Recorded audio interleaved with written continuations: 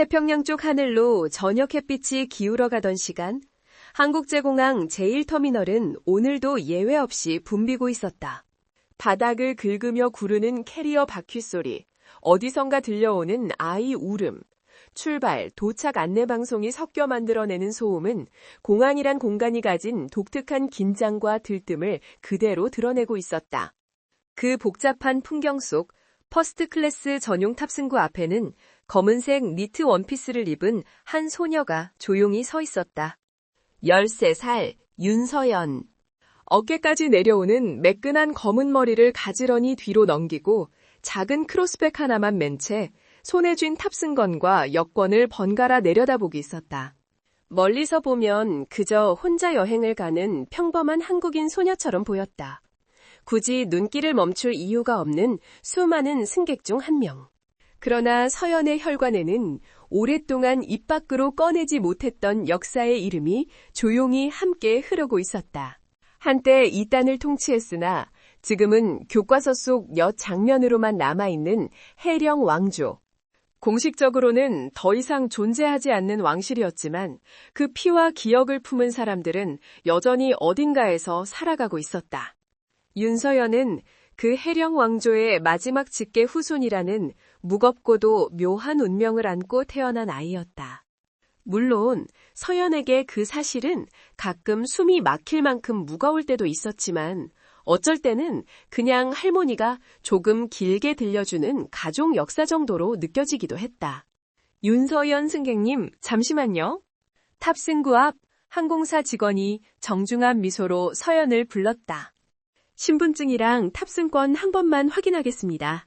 서연은 익숙한 동작으로 여권을 건넸다. 이미 여러 번 비행기를 타본 적이 있었고 이 절차도 더 이상 낯설지 않았다. 직원은 여권 속 사진과 현실 속 서연의 얼굴을 번갈아 확인하더니 미소를 지으며 탑승권에 도장을 찍었다. 퍼스트 클래스 좌석이시고요.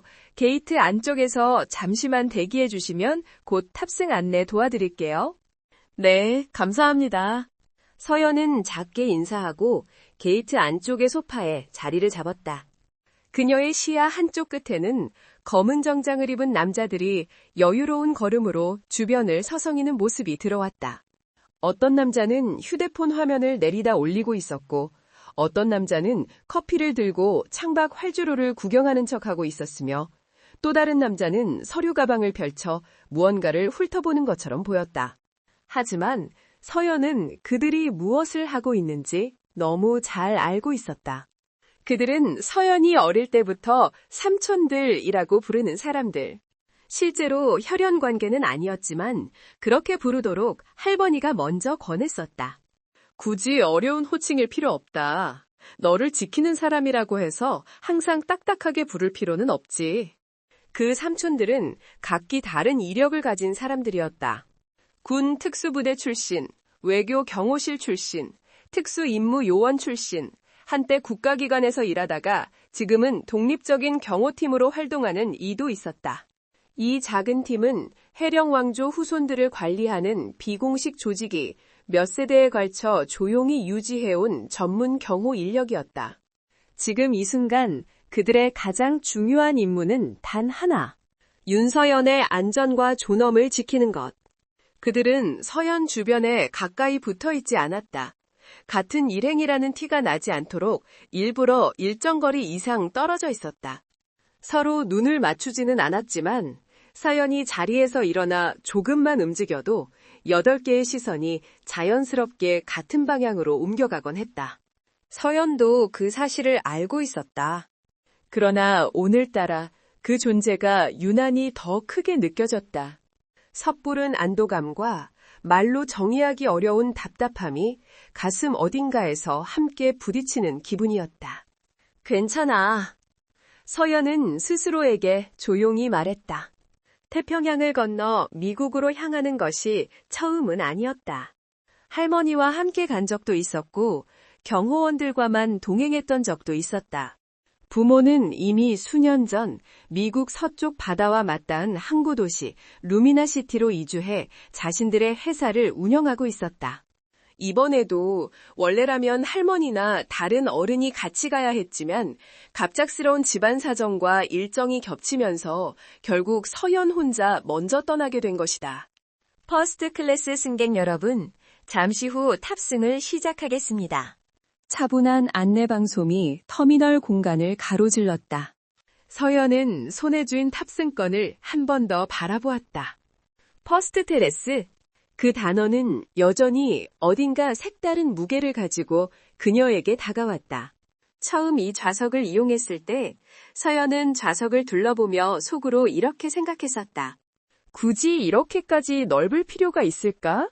물론 편안하고 좋았다. 다리를 쭉 뻗어도 남는 공간, 혼자 앉아도 허전하지 않은 큰 의자, 개별 스크린과 조명, 부드러운 담요와 쿠션. 그러나 한편으로는 이 좌석값이면 할머니가 사시던 오래된 동네 빌라 몇 달치 월세를 한 번에 내고도 남겠다는 계산이 머릿속에서 저절로 돌아가기도 했다. 탑승이 시작되자 서연은 안내를 받으며 천천히 게이트를 통과했다. 어서 오세요. 승무원들이 미소로 인사를 건넸다. 그리고 자연스럽게 서연을 퍼스트 클래스 객실로 안내했다. 좁은 통로를 지나 커튼을 하나 넘어서자 조명이 한층 부드럽고 좌석 간 간격이 넓은 공간이 모습을 드러냈다. 창가 쪽 2A 좌석이 서연의 자리였다. 창가에 앉으면 이륙할 때 도시가 멀어지는 풍경과 착륙할 때 낯선 도시가 가까워지는 풍경을 모두 볼 수 있다는 이유로 서연이 가장 좋아하던 자리였다. 짐은 위 선반에 넣어드릴까요? 승무원이 친절하게 물었지만 서연은 고개를 저었다. 괜찮아요. 이 가방 안에는 깨지기 쉬운 게 있어서요. 그 가방 안에는 할머니가 싸준 도시락과 소중한 사진 몇 장, 꼭 필요할 때 꺼내보라고 건네준 손편지 한 통이 들어있었다. 누가 봐도 그냥 평범한 가죽 크로스백이었지만 서연에게 그것은 집과 가족과 기억을 함께 싣고 다니는 작은 상자 같은 존재였다. 좌석에 앉은 서연은 벨트를 매고 창밖을 바라보았다. 활주로 위를 바쁘게 움직이는 작은 차량들, 눈앞에서 이륙하는 다른 항공기의 꼬리날개에 반사되는 빛, 점점 붉게 물들어가는 하늘. 그 모든 것을 바라보며 서연은 문득 생각했다. 조금만 지나면 이 도시의 불빛은 점이 되겠지. 그리고 곧 어둠 속에 섞여버리겠지. 그 과정은 항상 어딘가 서운하면서도 어쩔 수 없이 익숙했다. 부모가 한국을 떠난 이후 서연은 늘 한국과 미국 사이 어딘가를 마음속에 공중부양시키며 살아오는 느낌이었다. 한국에 있을 때는 미국에 있는 부모가 그리워지고 미국에 가면 언제나 할머니의 집 냄새가 그리워졌다. 해령 왕실이라는 이름은 그 사이 어디쯤 떠 있는 것 같았다. 현실에서는 웬만하면 입 밖에 꺼내지 않는 이름, 그러나 가족끼리는 피할 수 없이 마주해야 하는 이름. 엔진이 점점 더 강하게 울리기 시작했다. 잠시 후 기체가 활주로 위를 힘껏 달리더니 입체적으로 몸이 뒤로 눌리는 느낌과 함께 천천히 그러나 확실하게 지상을 떠났다.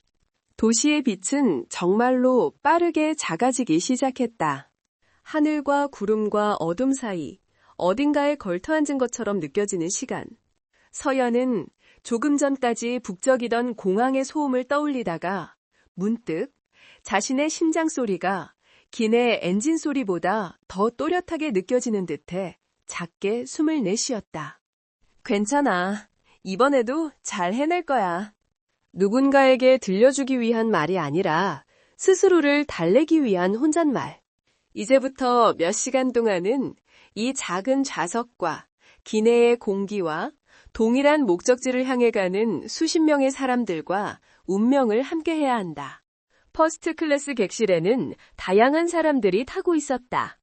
서류 가방을 옆에 둔 채 노트북을 펼치고 있는 중년 남성, 와인잔을 손에 쥐고 영화를 틀어놓은 채 담요를 덮고 있는 여성, 아이를 데리고 여행을 떠나는 듯한 젊은 부부, 그리고 서연처럼 혼자 앉아있는 승객들도 몇 명 눈에 띄었다. 누구도 크게 떠들지 않았고 이 공간에 흐르는 공기는 마치 도서관과 비슷한 종류의 정숙함을 담고 있었다. 서연은 자신이 가져온 가방을 조심스럽게 열었다. 안쪽에 가지런히 들어있는 작은 플라스틱 도시락통. 뚜껑 위에는 할머니의 낙서처럼 보이는 짧은 글자가 펜으로 적혀 있었다. 비행기에서 너무 많이 먹지 말고 천천히 꼭꼭 씹어 먹기. 글씨 아래 작게 그려진 웃는 얼굴 하나. 서연은 그 글씨를 보는 순간 괜히 코끝이 찡해져 잠시 뚜껑을 열지 못하고 그대로 두 손으로 감쌌다. 갑자기 마음이 집으로 돌아가고 싶다고 외치는 것 같았다. 그러나 이미 비행기는 구름 위를 날고 있었고 돌아간다는 선택지도 지금 이 순간에는 존재하지 않았다.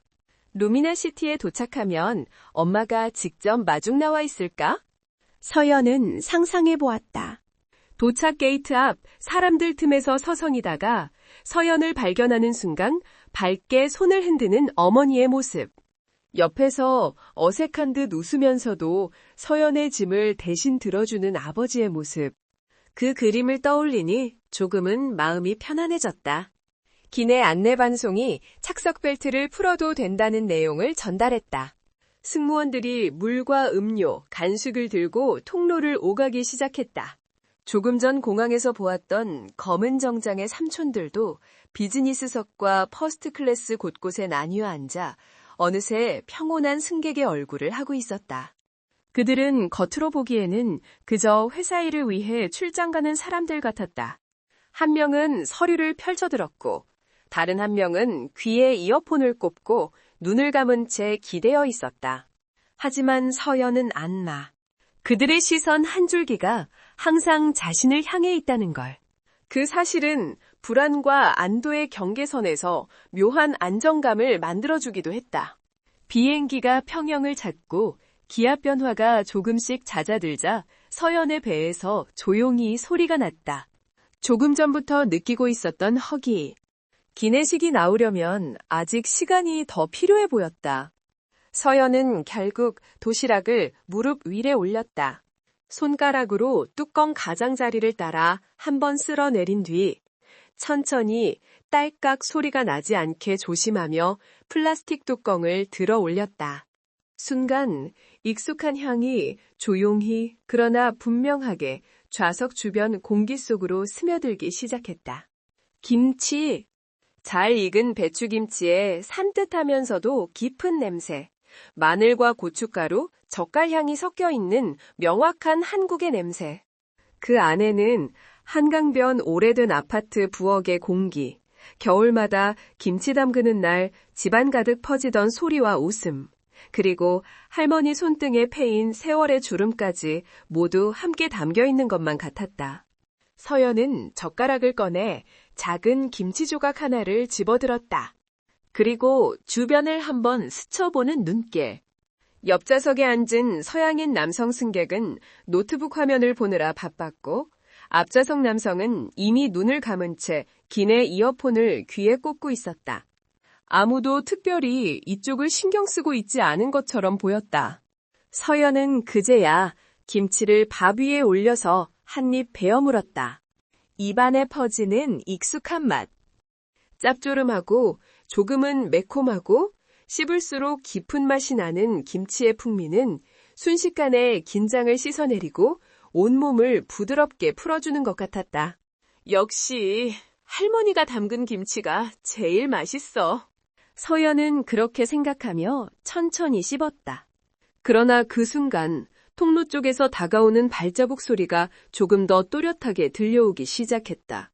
부드러운 구두 소리, 그리고 트레이가 서로 부딪히는 미세한 금속성 소리. 서연은 젓가락을 잠시 멈추고 시선을 살짝 옆으로 돌렸다. 금발에 가까운 밝은 갈색 머리를 질끈 묶은 여성 승무원이 차분한 미소를 띤 채 다가오고 있었다. 이름표에는 리디아라고 적혀 있었다. 리디아는 먼저 반대편 좌석 승객에게 와인을 따라주고 그 다음 좌석에 물을 건넨 뒤 마침내 서연 자리 앞에 멈춰섰다. 물이나 주스 필요하신가요? 꽤 자연스러운 한국어였다. 발음에는 약간의 외국인 억양이 섞여 있었지만 이 정도면 오랜 시간 한국 노선을 다닌 승무원이라는 것을 금방 눈치챌 수 있었다. 서연은 미소를 지으며 고개를 끄덕였다. 물 한 병만 주세요. 네, 잠시만요. 리디아는 트레이에서 생수병 하나를 꺼내 조심스럽게 서연의 접이식 테이블 위에 올려놓았다. 그 순간 리디아의 코끝이 아주 미세하게 떨렸다. 그리고 표정이 눈에 띄게 바뀌었다. 처음에는 알아차리지 못할 정도로 아주 사소한 변화였지만 눈썹이 아주 살짝 찌푸려지고 입가에 미소가 경직되는 그 느낌을 서연은 본능적으로 읽어냈다. 리디아의 시선이 서연의 얼굴에서 천천히 아래로 내려가 무릎 위에 놓인 도시락으로 향했다. 그 도시락 안 김치와 흰쌀밥, 계란말이와 몇 가지 반찬이 정성스레 담겨 있었다. 리디아는 순간적으로 숨을 아주 짧게 들이켰다. 그리고 거의 들리지 않을 정도로 낮은 목소리로 무언가를 중얼거렸다. 그 말은 엔진 소리와 다른 승객들의 숨소리에 묻혀 서연 귀에는 제대로 들어오지 않았다. 하지만 그녀의 표정만으로도 그 말이 칭찬이 아니라는 것쯤은 쉽게 짐작할 수 있었다. 서연은 아무 말도 하지 않았다. 대신 도시락을 조금 더 자신 쪽으로 끌어당기고 몸을 의자 안쪽으로 더 붙였다. 조금이라도 냄새가 밖으로 덜 퍼지기를 바라는 마음으로. 김치 한 조각을 다시 집어 밥과 함께 입에 넣으면서도 입을 크게 벌리지 않으려고 애써 조심했다. 혹시라도 씹는 소리가 크게 들릴까봐 턱 움직임조차 최대한 작게 줄였다. 그러나 그 순간부터 기내 공기 속에는 서서히 그러나 분명하게 미묘한 긴장감이 떠돌기 시작하고 있었다. 아직은 아무도 목소리를 높이지 않았고 노골적인 말도 나오지 않았다. 하지만 서연은 알 수 있었다. 어딘가에서 한 사람의 표정이 굳어지고 그 표정이 곧 이 공간 전체의 분위기를 조금씩 바꾸어 나가기 시작했다는 것을. 그리고 그 변화의 중심에는 지금 자신의 무릎 위에 놓인 작은 도시락과 그 안에서 피어오르는 익숙한 김치 냄새가 있다는 사실을. 그녀는 잠깐 들고 있던 젓가락을 내려놓았다. 왼손 검지에 끼워져 있던 얇은 은반지를 꾹 쥐었다. 그 반지는 증조 할머니가 마지막으로 남긴 유품이었다. 힘들 때마다 이걸 한번 만져보렴. 우리가 어디서 왔는지, 그리고 어떤 마음으로 버텨왔는지 떠올릴 수 있을 거야. 구름 위를 나는 비행기 좌석 한가운데 서연은 조용히 자신의 심장 소리에 귀를 기울였다.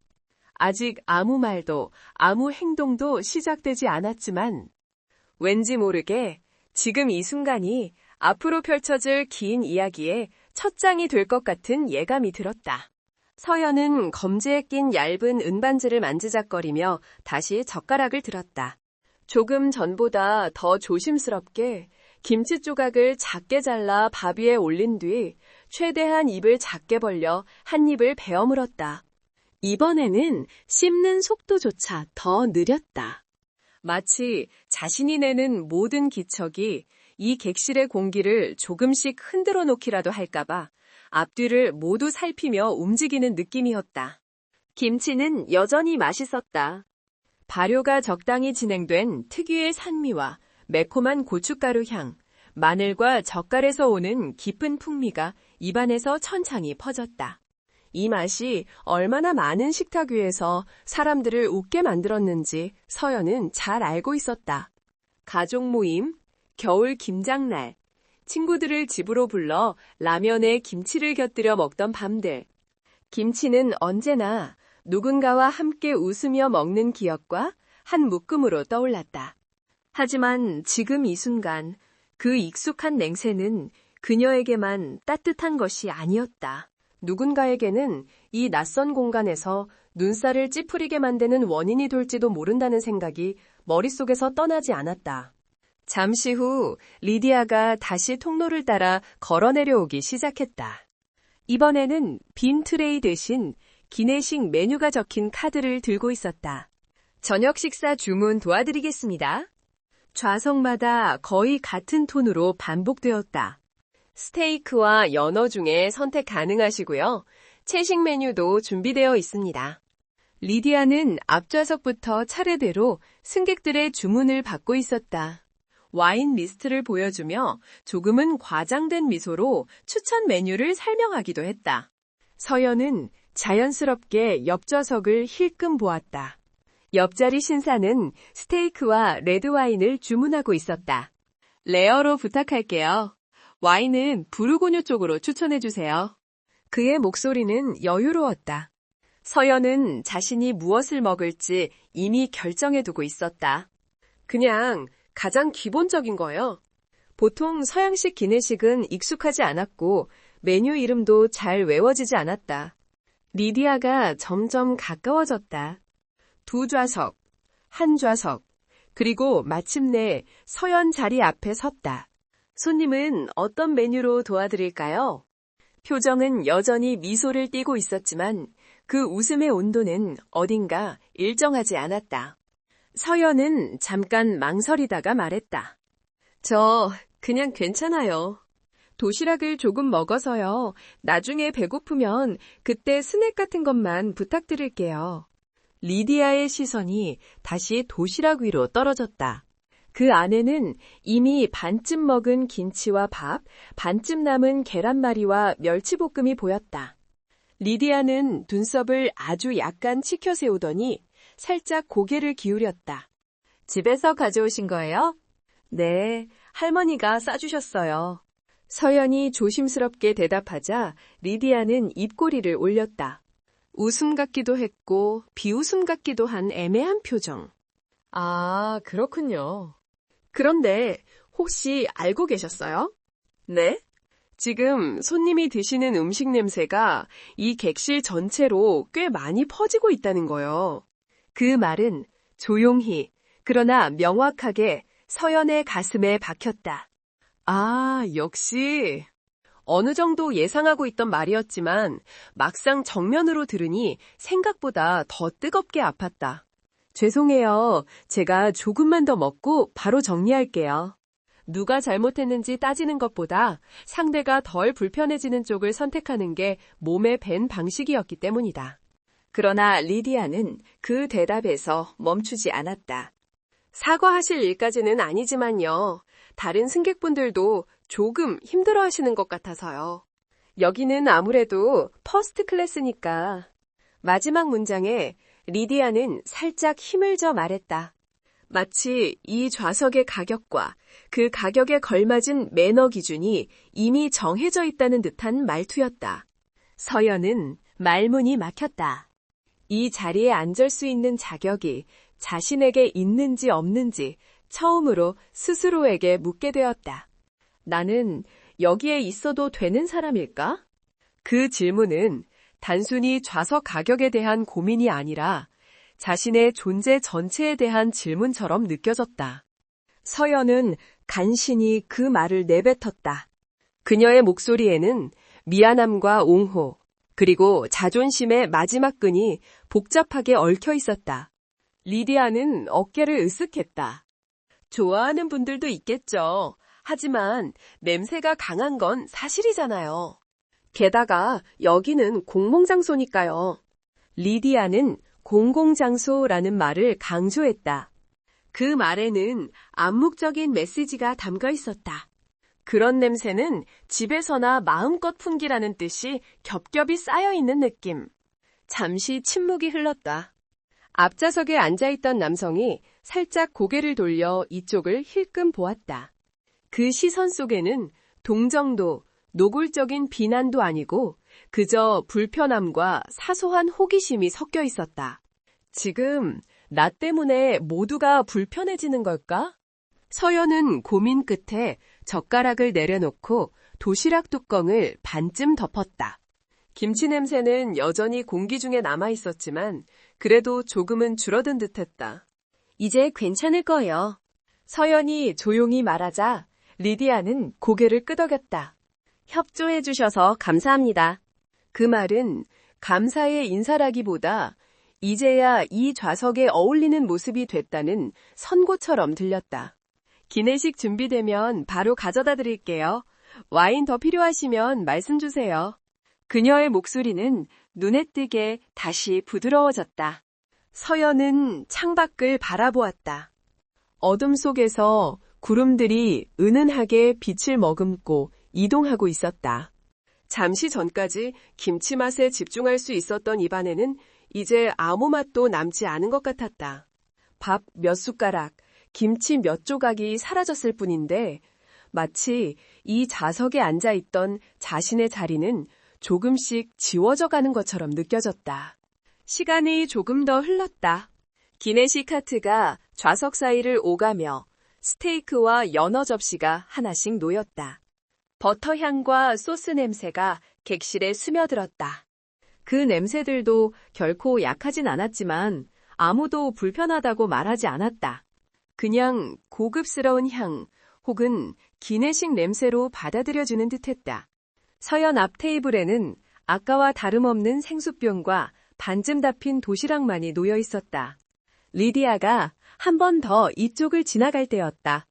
그녀는 한 손에 컵라면이 담긴 트레이를 들고 있었다.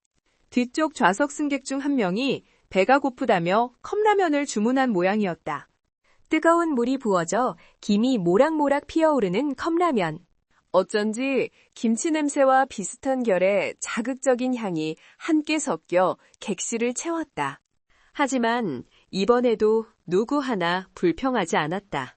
리디아는 그 컵라면을 들고 뒤쪽으로 걸어가다 잠시 서연 자리 근처에서 속도를 늦췄다. 그리고 마치 우연인 것처럼 컵라면을 들고 있던 손을 서연 머리 위쪽으로 살짝 기울이는 신용을 했다.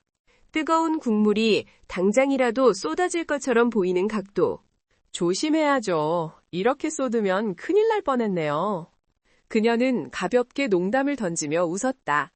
하지만 그 웃음에는 상대방을 배려하는 온기보다는 상대의 반응을 구경하려는 장난스러운 잔혹함이 서려 있었다. 옆자리 남성이 줄곧 참아오던 듯한 얼굴로 조용히 중얼거렸다. 냄새가 꽤 심하긴 하지. 그 말은 한국어가 아니었지만 억양과 표정만으로도 충분히 의미가 전달되었다. 서연은 고개를 더 숙였다. 뜨겁게 달아올랐다. 온몸이 굳어졌고 손끝은 차게 식어갔다. 내가 정말 그렇게까지 남들을 괴롭히고 있었던 걸까? 머릿속에 떠오르는 생각들을 어떻게 정리해야 할지 몰랐다. 그저 분명한 건 이제 더 이상 입으로 음식이 넘어가지 않는다는 사실뿐이었다. 입안은 텁텁했고 목은 말랐지만 물 한 모금 마시기도 어색하게 느껴졌다. 사람들이 자신을 어떻게 바라보고 있는지 내려다보는 시선이 등 뒤에 꽂히는 것 같았다. 얼마나 시간이 지났는지 모른다. 엔진 소리는 그대로였고 조명 역시 변함없었지만 서연에게는 시간이 흐르지 않는 것처럼 느껴졌다. 그 사이 다른 승객들 가운데 일부는 이미 식사를 마치고 스크린으로 영화를 틀기 시작했다. 누군가는 커피를 마시며 책을 읽었고 또 다른 누군가는 눈을 감고 잠을 청했다. 누군가에게는 그저 평범한 비행시간, 누군가에게는 잠시 쉬어가는 이동시간이었지만 서연에게는 점점 숨이 막혀오는 긴 터널 같은 시간이었다. 손가락에 낀 은반지가 점점 더 뜨겁게 느껴졌다. 그녀는 손을 꼭 쥐었다가 펴기를 반복했다. 손바닥에 새겨진 반지의 모양이 가늘게 눌려 남았다. 그때 다시 리디아의 목소리가 들려왔다. 이번에는 조금 더 멀리서 다른 승무원들과 함께 작게 웃으며 대화하는 소리였다. 어떤 사람들은 공공장소에서의 기본적인 에티켓을 전혀 모르는 것 같아요. 그래도 아이잖아요. 다른 승무원이 망설이다가 말했다. 그러나 리디아는 어깨를 으쓱였다. 아이면 다예요. 아이니까 더 알려줘야죠. 냄새나는 도시락을 왜 하필 이런 데서 꺼내 먹는지 생각이 좀 있으면 알 텐데. 그 말은 완전히 속삭임만은 아니었다. 조금만 귀를 기울이면 누구에게나 들릴 수 있는 볼륨이었다. 서연 자리에서도 그 말은 또렷하게 들렸다. 가슴 한가운데가 쿡 하고 찔리는 느낌이 들었다. 이제는 더 이상 무시하기 어려운 선을 넘은 것 같았다. 서연은 천천히 고개를 들었다. 어깨에 소복이 쌓여있던 보이지 않는 먼지를 털어내듯 한번 크게 숨을 들이쉬고 조용히 내쉬었다. 그리고 자리에서 아주 조금 상체를 앞으로 숙인 채 배를 누르지 않고 그냥 통로 쪽을 바라본 채 말했다. 승무원님? 그녀의 목소리는 크지 않았지만 흔들리지도 않았다. 리디아가 돌아보았다. 처음에는 자동적으로 지어지는 미소가 입가에 떠올랐다가 서연이라는 것을 알아보자 그 미소가 약간 굳어졌다. 네, 손님. 무슨 일 있으신가요? 서연은 눈을 피하지 않고 리디아를 바라보았다. 세상이 조용해진 것처럼 느껴졌다. 엔진 소리, 옆자리 승객의 숨소리, 어딘가에서 달그락거리는 컵소리, 모든 소리가 멀리서 나오는 배경음처럼 흐려지고 지금 이 자리에 오직 두 사람만 남아있는 것 같았다. 제가 뭘 그렇게 잘못했나요? 그 질문은 책망도, 분노도 담지 않은 그냥 있는 그대로의 의문이었다. 그러나 바로 그렇기 때문에 더 무거웠다. 리디아는 잠시 말을 잇지 못했다. 어린아이 특유의 떼쓰는 톤이나 눈물 섞인 항변을 예상하고 있었다면 완전히 빗나간 반응이었다. 서연의 눈동자는 젖어 있지 않았다. 대신 어리에서도 쉽게 볼 수 없는 단단한 침착함이 그 안에 자리 잡고 있었다. 제가 다른 손님들 불편하게 해드린 건 정말 죄송해요. 그래서 도시락도 닫았고 더 먹지도 않았어요. 근데 냄새나는 도시락 들고 온 애, 에티켓 모르는 애처럼 계속 말하시는 건 서연은 말을 멈추고 잠시 숨을 골랐다. 목이 말랐지만 물을 마시지 않았다. 그건 제가 뭘 잘못해서라기보다 그냥 제가 어떤 사람처럼 보이는지 그 기준으로만 저를 판단하시는 것 같아서요. 그 순간 리디아의 입가에서 미소가 완전히 사라졌다. 주변 좌석 몇 곳에서 작은 기척이 느껴졌다. 옆자리 남성이 노트북 화면에서 눈을 떼고 조심스럽게 이쪽을 흘끗 보았다. 앞좌석 여성은 이어폰을 한쪽만 빼고 뒤를 살짝 돌아보았다.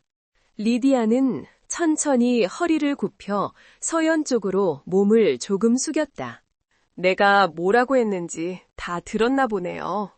목소리는 낮았지만 그 안에 담긴 감정은 전혀 낮지 않았다. 서연은 고개를 끄덕였다. 네, 공공장소에서의 에티켓이랑 냄새나는 도시락 얘기랑 다 들었어요. 리디아는 입꼬리를 비튼 채 말했다. 그래서 뭐가 문제인지 모르겠다는 건가요? 김치 냄새 풍기면서 퍼스트 클래스에 앉아있는 게 뭐가 잘못인지. 그 말에는 숨길 수 없는 경멸과 조롱이 섞여 있었다. 이름은 직접 언급되지 않았지만 아시아인, 한국인, 김치 이 세 단어를 향한 편견이 겹겹이 겹쳐져 있는 문장이었다. 그 나이면 적어도 다른 사람들한테 어떻게 보이는지는 조금 생각할 줄 알아야 하는 거 아니에요? 리디아의 말이 끝나는 순간 서연의 손이 무릎 위에서 천천히 오므라들었다. 은반지는 그 어느 때보다도 단단하게 손바닥을 파고들었다. 가슴 안쪽에서 뜨거운 것이 올라오기 시작했지만 그녀는 끝까지 눈을 감지 않았다. 눈앞에 서 있는 승무원, 옆에서 숨을 죽이고 있는 승객들, 조금 떨어진 자리에서 무심한 척 눈길을 돌리는 사람들까지 그 모든 시선이 지금 이 순간 자신에게 쏠려 있다는 것을 누구보다 또렷이 느끼고 있었다. 그리고 아주 천천히 입술을 열었다. 삼촌들, 거의 들리지 않을 정도로 낮은 목소리. 누군가에게 들려주려는 말이라기보다 자기 자신에게 마지막을 건네는 신호 같았다. 하지만 그 단어는 퍼스트 클래스 곳곳에 앉아있던 8명의 누군가에게는 분명하고도 익숙한 호출 신호였다. 삼촌들! 서연의 입에서 흘러나온 그 한마디는 엔진 소리 속에 섞여 금방 사라져버릴 것처럼 작았다. 그러나 그 단어는 이 객실 어딘가에 흩어져 앉아있던 8사람의 귀에 또렷한 신호처럼 박혔다. 비즈니스석 뒤편 창가 자리에서 눈을 감고 있던 남자가 먼저 눈꺼풀을 들어 올렸다. 통로 쪽 좌석에서 책을 읽고 있던 남자는 손가락 사이에 끼워진 책갈피를 닫았다. 퍼스트 클래스 맨 앞줄 칸막이 옆에 앉아있던 남자는 이어폰을 한쪽 귀에서 빼냈다. 그리고 거의 같은 타이밍에 그들은 모두 자연스럽게 자리에서 몸을 일으켰다. 마치 누군가가 보이지 않는 곳에서 하나의 신호를 보낸 것처럼 가볍게 그러나 흔들림 없는 동작. 그들의 움직임을 보며 처음에는 누구도 대수롭지 않게 여겼다. 화장실에 가려나? 몸 좀 풀려고 일어났나 보네. 그렇게 넘길 수도 있는 장면이었다. 하지만 곧 승객들 중 눈치가 빠른 몇몇은 이상함을 감지하기 시작했다. 8명의 남자가 서로를 거의 보지 않으면서도 동일한 속도로 같은 방향을 향해 움직이고 있다는 사실. 그 방향은 바로 서연이 앉아있는 2A 좌석 근처였다. 서연은 자신의 이름을 부를 때와는 다른 종류의 심장박동을 느끼고 있었다. 안도의 감정과 이 상황이 더 커질지도 모른다는 걱정이 한꺼번에 밀려와 가슴이 이상하게 저릿거렸다. 리디아는 뒤늦게 주변 기척을 느끼고 얼굴을 들었다. 그녀의 시선이 천천히 주변을 훑다가 검은 정장을 입은 남자들 하나하나로 옮겨갔다. 순간 이마 한쪽 근육이 눈에 띄게 굳어졌다. 손님들, 무슨 일이신가요? 애써 웃음을 잃지 않으려는 듯 입꼬리를 올렸지만 눈가에는 분명한 경계와 당황이 떠올라 있었다. 8명의 남자는 모두 서연 가까이에 다가온 것은 아니었다. 2명은 서연 좌석에서 조금 떨어진 통로 양쪽에 서고 2명은 조금 앞쪽과 뒤쪽을 지키듯 서 있었다. 나머지 4명은 각자의 자리 근처에서 시야만 약간 조정한 채 상황을 지켜보고 있었다. 그 가운데 가장 앞에 선 남자가 있었다. 40대 초반쯤으로 보이는 짙은 눈썹과 단단한 턱선을 가진 남자. 서류 가방을 한 손에 든 채 마치 승객처럼 여유로운 자세로 서 있었지만 눈빛에는 오랜 훈련으로 다져진 집중이 서려 있었다. 그가 리디아를 향해 조용히 고개를 끄덕였다. 잠시 말씀 좀 나눌 수 있을까요, 승무원님?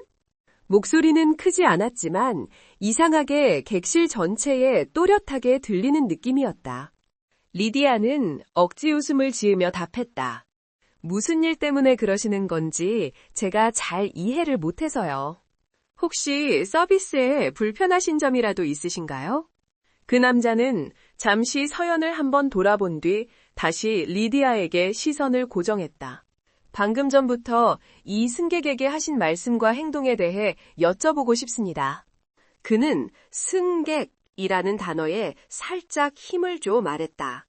13살 아이도 이 자리에서는 분명한 권리를 가진 승객이라는 뜻이 그 단어에 담겨 있는 듯했다. 리디아는 눈을 깜빡였다. 제가 이 아이에게 뭐라고 했는지 혹시 들으셨나요? 남자는 고개를 끄덕였다. 네, 공공장소에서의 에티켓, 냄새나는 도시락, 그리고 퍼스트 클래스에 어울리는 태도에 대한 말씀까지요. 게다가 뜨거운 국물이 든 컵라면을 승객 머리 위에서 기울이는 신용을 하신 것도 봤습니다. 주변 좌석 몇몇에서 작은 숨소리가 새어나왔다. 눈을 감고 있던 승객조차 슬쩍 눈꺼풀을 들어올리는 것이 보였다. 그건 그냥 농담이었어요. 리디아가 서둘러 말했다. 실제로 쏟지도 않았고 그냥 가볍게 분위기를 전환해보려고 한 거예요. 냄새 때문에 많은 분들이 불편해하셔서 어쩔 수 없이. 남자는 그 말을 그대로 되받았다. 어쩔 수 없었기 때문에 한 문화권의 음식을 냄새나는 것이라고만 규정하고 한 아이에게 퍼스트 클래스에 어울리지 않는다는 식으로 말하신 건가요? 그의 목소리는 자극적으로 높지 않았지만 문장 하나하나가 명확한 지적과 질문으로 이어지고 있었다. 리디아는 순간 말문이 막힌 듯 입을 다물었다. 몇 초 동안의 침묵이 흘렀다. 그 사이 검은 정장을 입은 다른 남자 하나가 조용히 자신의 휴대폰을 꺼냈다. 카메라를 켰다는 표시가 작게 떴다. 그는 렌즈를 리디아와 서연 사이에 두고 조용히 화면을 고정했다. 잠깐만요. 리디아가 손을 내저었다. 녹화는 허락 없이 하시면 안 되는 거 아닌가요? 게다가 여긴 기내고 개인정보. 그때 리더로 보이는 남자가 차분하게 말을 이어갔다. 공공장소에서의 인종차별적인 발언과 미성년자 승객에 대한 모욕, 신체적 위협을 암시하는 행동은 국제 기준상 명백히 문제될 수 있는 사안입니다. 지금 우리가 하는 녹화는 승객 전체가 아니라 해당 행위를 한 사람과 상황을 기록하기 위한 것입니다. 그는 일부러 주변 승객들을 향해 한번 시선을 돌렸다.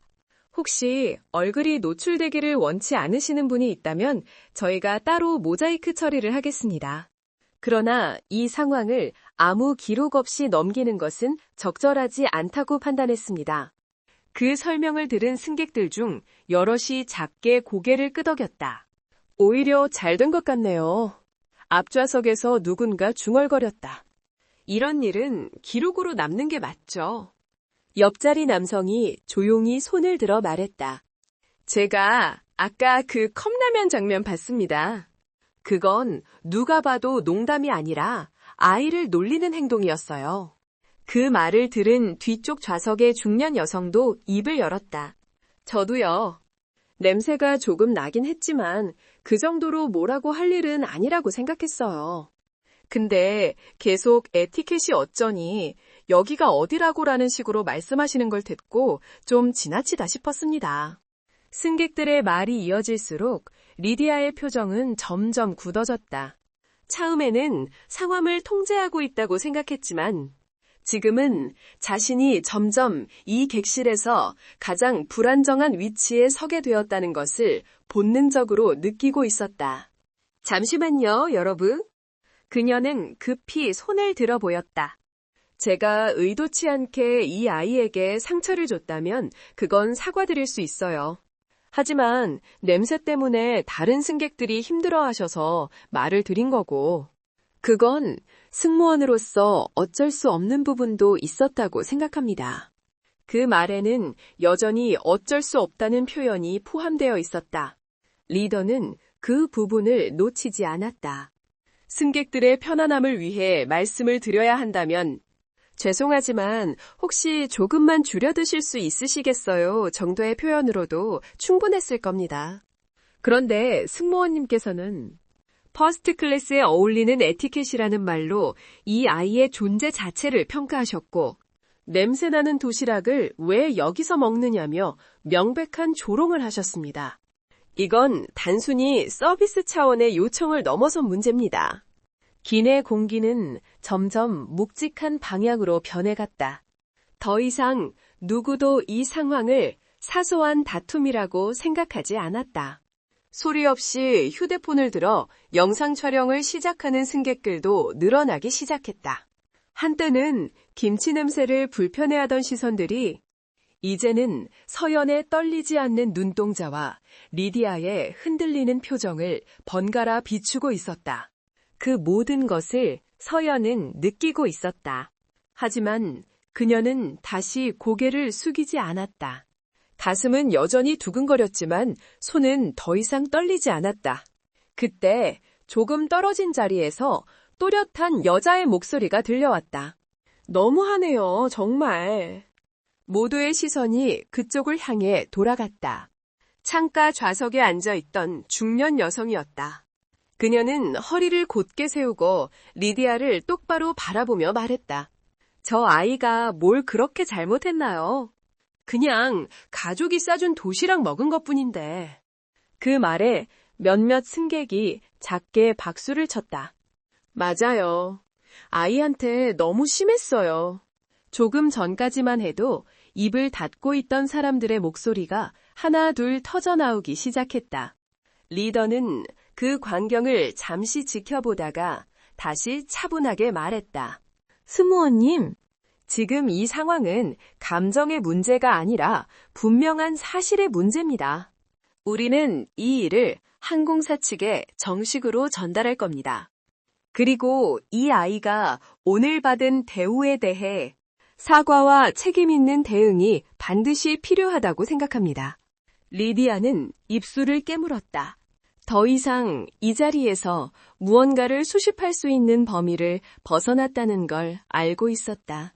그때 객실 앞쪽에서 새로운 발소리가 들려왔다. 기내 책임 승무원으로 보이는 남성이 불안한 표정으로 다가왔다. 그 뒤에는 부기장으로 보이는 인물이 조용히 상황을 지켜보고 있었다. 여기서 무슨 일이 벌어지고 있는지 설명해 주실 수 있을까요? 책임 승무원이 조심스럽게 물었다.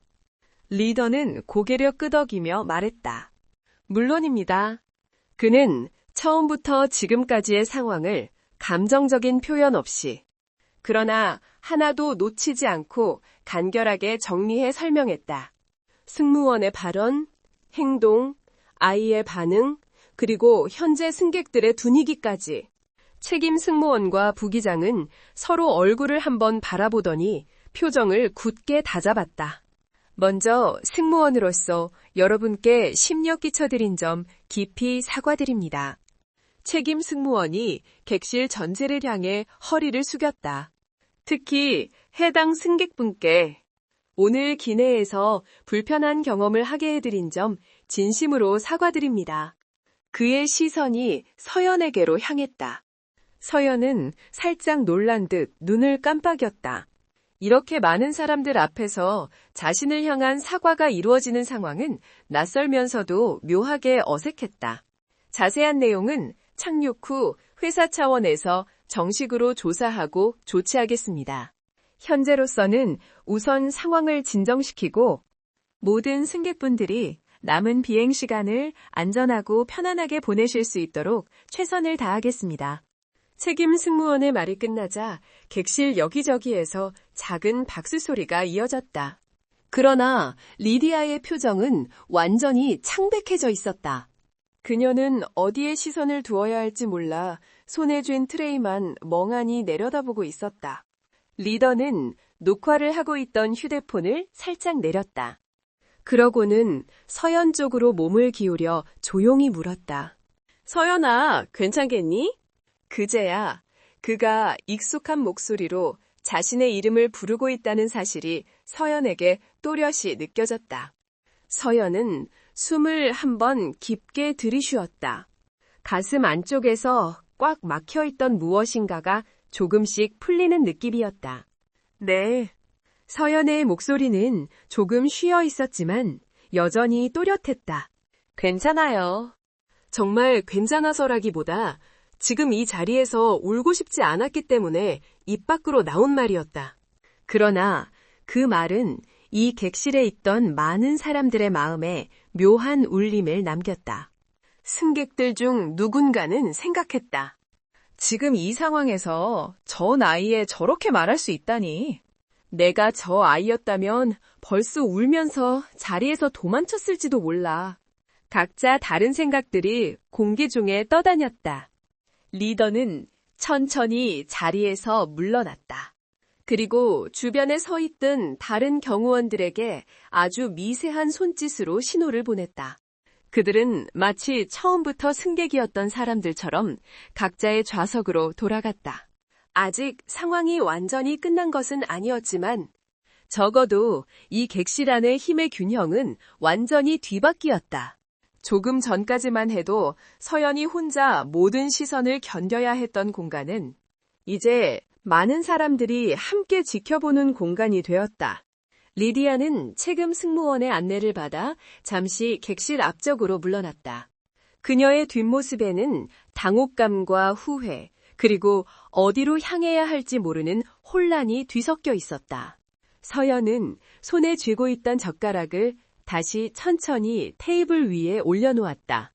도시락은 여전히 반쯤 덮인 채로 놓여 있었다. 김치 냄새도 마찬가지였다. 하지만 이제 그 냄새는 조롱의 이유가 아니라 이 객실 안에서 어떤 질문을 던지게 만든 사건의 출발점이 되어 있었다. 서연은 유리창 밖 깊은 어둠을 바라보았다. 구름과 밤하늘 사이 어디쯤 자신이 조용하지만 분명하게 한 걸음을 내디뎠다는 사실이 서서히 현실감 있게 다가오고 있었다. 그때 뒤쪽에서 낮은 목소리가 들려왔다. 잘했어. 누군가 중얼거린 그 한마디가 누구의 것인지 서연은 정확히 알 수 없었다. 삼촌들 중 한 명일 수도 아까 목소리를 냈던 승객일 수도 있었다. 하지만 그 말은 지금까지 그녀가 들었던 어느 칭찬보다도 가슴 깊은 곳까지 조용히 내려앉았다. 그녀는 손가락에 끼워진 은반지를 다시 한번 꼭 쥐었다. 손바닥 속 차가운 금속의 감촉이 이상하게도 따뜻하게 느껴졌다. 그래, 나는 도망치지 않았다. 그 사실 하나만으로도 오늘의 자신을 조금은 다르게 기억할 수 있을 것 같았다. 기내 책임 승무원이 상황을 수습하기 위해 리디아를 데리고 객실 앞으로 이동한 뒤 퍼스트 클래스 객실에는 잠시 이상하리만큼 고른 정적이 흘렀다. 엔진음은 여전히 일정했지만 그 소리가 유난히 크게 들리는 듯했다. 서연은 등에 힘이 빠져 의자에 살짝 기대었다. 손가락 끝에 닿는 은반지의 차가운 감촉이 아직도 그녀가 긴장 속에 있다는 사실을 알려주고 있었다. 삼촌들, 그러니까 경호팀 8명은 다시 그들이 원래 앉아있던 자리로 아무 일 없었다는 듯 돌아갔다. 그러나 그들의 시선 끝은 여전히 하나였다. 서연. 직접 보호벽을 두르지 않아도 그들이 만들어낸 보이지 않는 차단막은 이미 이 객실 전체의 분위기를 완전히 뒤바꿔 놓고 있었다. 앞좌석의 중년 여성 승객이 조심스레 몸을 돌려 서연에게 말했다. 괜찮아요, 아이야. 너무 심한 말을 들었잖니. 부드럽고 따뜻한 목소리였다. 서연은 순간 울컥했지만 슬픔이든 고마움이든 그 감정을 꾹 눌러 담고 작게 고개를 끄덕였다. 네, 괜찮아요. 이 짧은 대답 뒤에 여러 승객은 더 이상 말을 걸지 않았다. 그저 어린아이의 용기에 놀란 듯 또는 자기 자신도 모르게 얼마나 많은 편견 속에서 살아왔는지를 되돌아보는 듯 각자 조용히 눈을 돌렸다. 시간이 조금 흐르자 기내 승무원 한 명이 조심스럽게 서연에게 다가왔다. 리디아가 아닌 훨씬 차분하고 성숙해 보이는 아시아계 승무원이었다. 혹시 괜찮으시다면 저희가 준비한 따뜻한 차라도 드릴까요? 몸이 긴장하면 체온이 내려가서 감기에 걸리기 쉬워요. 그녀는 서연 앞에 상냥한 미소를 놓아두었다. 서연은 그 미소가 방금 전까지 자신이 겪었던 말들이 전부 꿈처럼 느껴질 정도로 따뜻하다고 생각했다. 네, 감사합니다. 승무원은 작은 종이컵에 카모마일 티를 담아 가져왔다. 과하게 동정하지도 어색하게 피하지도 않는 태도였다. 단지 승객으로서 그리고 한 사람으로서 대하는 자연스러운 배려였다. 필요하신 게 있으면 버튼 누르지 않으셔도 괜찮아요. 제가 자주 둘러볼게요. 그 한마디에 서연은 숨을 크게 들이쉬고 마음속 무거웠던 돌덩어리 하나가 내려앉는 기분을 느꼈다. 그 와중에도 8명의 경호원들은 서로 눈빛을 교환하거나 말소리를 교환하지 않았다. 그저 각자 위치에서 귀에 꽂은 작은 이어피스를 통해 보이지 않는 조율을 하고 있었고 손짓 대신 자세의 미세한 움직임만으로 서연 주변 상황을 체크하고 있었다. 책을 읽는 척 고개를 숙인 남자는 책장 넘기는 속도가 일정하지 않았다. 그 페이지에는 글자가 아닌 특수 제작된 얇은 통신기기가 숨겨져 있었다. 다른 경호원은 과하게 자주 천장을 올려다보았다. 그 시선 끝에는 기내 CCTV 각도와 사각지대를 분석하는 직업적 습관이 담겨 있었다. 그러나 승객들은 그들이 무언가를 하고 있다는 사실조차 눈치채지 못했다. 그만큼 자연스럽고 그만큼 오랜 시간 훈련된 움직임이었다. 서연은 그들의 존재가 창피하지도 두렵지도 않았다. 오히려 살면서 단 한 번도 스스로 선택할 수 없었던 왕조의 후손이라는 운명이 다른 방식으로 자신을 지켜주고 있다는 것을 새삼 느끼고 있었다. 하지만 마음 한편에서는 이상하게도 작은 죄책감이 피어오르고 있었다. 내가 원치 않게 이런 소동을 일으킨 건 아닐까? 웃는 것도 화내는 것도 눈물이 터지는 것도 모두 조심스러웠다. 그 조심스러움 속에서 그녀는 자신이 얼마나 짧은 시간 동안 성장해야 했는지를 깨닫고 있었다. 기내의 어수선한 공기가 조금씩 가라앉기 시작할 즈음 책임 승무원이 다시 모습이 드러났다. 그는 라희, 아니 서연 쪽으로 걸어오며 표정을 단정하게 가다듬었다. 승객님, 다시 한번 사과드립니다. 당사 승무원의 부적절한 행동과 발언은 즉시 항공사 내부 규정에 따라 조사될 예정입니다. 혹시 도착 후 편하신 시간에 공식 입장을 전달받으실 수 있도록 부모님이나 보호자 연락처를 알려주실 수 있을까요? 서연은 잠시 머뭇거렸다. 보호자? 그 말을 들은 순간 멀리 떨어진 세라빌 공항의 입국장, 자신을 기다리고 있을 부모의 얼굴이 떠올랐다. 지금은 자리에 없지만 곧 라이를 찾아올 사람들, 그리고 자신이 겪은 일을 세상 누구보다 아플 만큼 진지하게 됐고 함께 화를 낼 사람들. 서연은 차근 목소리로 말했다. 네, 적어둘게요. 책임 승무원은 조심스럽게 메모패드를 꺼내 연락처를 적어둔 후 마지막으로 한 번 더 허리를 숙여 보였다. 정말 죄송합니다. 남은 비행 동안 더 편히 이용하실 수 있도록 최선을 다하겠습니다. 그가 돌아간 뒤 주변 승객들은 서연에게 더 이상 말을 걸지 않았다. 아무도 그녀를 불편하게 하고 싶지 않았고 괜한 시선으로 또 상처를 줄까 모두 조심스러워졌다. 그리고 그 침묵은 서연에게 오히려 위로가 되었다. 그저 자신을 지켜보는 시선이 아니라 지켜주는 분위기였다. 기내는 다시 조용히 날아갔다. 마치 아무 일도 없었다는 듯 영화 소리와 페이지 넘기는 소리만이 들렸다. 그때 서연의 반대편 좌석에서 작은 박수 소리가 들렸다. 딱 한 번, 그리고 두 번, 이내 3명, 4명, 여러 승객이 조용히 손뼉을 쳤다. 누구도 큰 소리는 내지 않았다. 그러나 그 박수는 서연에게 향한 응원이었다. 누군가는 잘 견뎠다는 뜻으로, 누군가는 너는 잘못이 없다는 뜻으로, 누군가는 우리가 보고 있다는 뜻으로. 그 박수는 점점 퍼져 순식간에 객실 전체에 은은하게 울려 퍼졌다. 서연은 고개를 들 수 없었다.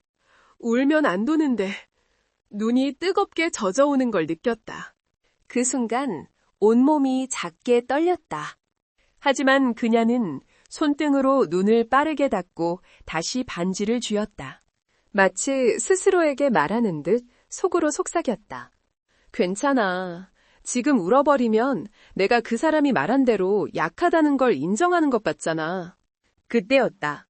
서연 앞 테이블에 놓였던 작은 도시락통이 흔들리는 기류 때문에 아주 살짝 딸깍 소리를 냈다. 김치향이 남아있을 터였다. 그 냄새는 누군가에게는 싫을지 모르지만 누군가에게는 아주 친숙하고 따뜻했다. 그러나 이번에는 그 누구도 그 냄새에 코를 막거나 시선을 돌리지 않았다. 오히려 몇몇 승객은 살짝 미소를 지으며 고개를 끄덕였다. 괜찮아. 정말 괜찮아. 그 미소가 말하지 않아도 이런 의미를 담고 있었다. 비행기는 조용히 안정적으로 태평양을 건너고 있었다. 그리고 그 비행기 속 EA 좌석의 한 소녀는 단지 편견을 견딘 것이 아니라 어른들도 힘들어하는 상황 속에서 스스로의 존엄을 지켜냈다는 사실을 천천히 깨닫고 있었다. 이 비행은 단순한 이동이 아니었다. 서연에게는 이제 막 시작된 작은 변화의 첫 장이었고, 곧 세상 곳곳으로 퍼져나갈 이야기의 시작이었다. 그 사실을 서연 자신은 아직 모르고 있었다. 하지만 그녀의 삼촌들은, 그리고 몇몇 승객들은 이미 그 조짐을 눈치채고 있었다. 부드러운 어둠 속을 나는 기내 서연은 눈을 감았다. 조금 전까지 차갑게 느껴졌던 은반지가 이제는 따뜻하게 손바닥에 감겨 있었다. 그 웜스, 그 미묘한 체온은 마치 할머니가 들려주던 말 한마디처럼 그녀의 마음을 감쌌다. 진짜 품격은 소리치지 않아도 스스로를 지키는 힘이란다. 서연은 깨닫기 시작했다. 자신이 조금 전 울지도 소리치지도 않았지만 이 객실의 공기를 완전히 바꿔놓았다는 사실을.